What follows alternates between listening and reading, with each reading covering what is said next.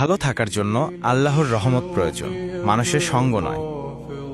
আপনি ভালো নাকি খারাপ সেটা আল্লাহ জানে।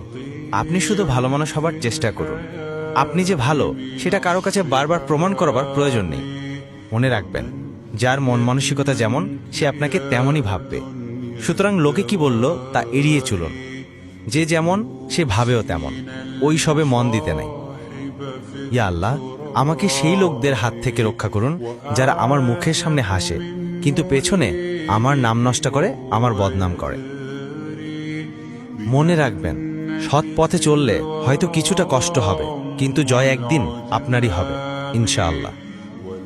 আপন পর বুঝি না, আমার জন্য যে আছে আমি তার জন্য সব সময় থাকব। আল্লাহ আমাকে ধৈর্যশীল করুক। আমি আরো শীতল হতে চাই, আরো নীরব হতে চাই। মানুষকে কষ্ট দিয়েন না, মানুষ বাঁচেই বা কয়দিন।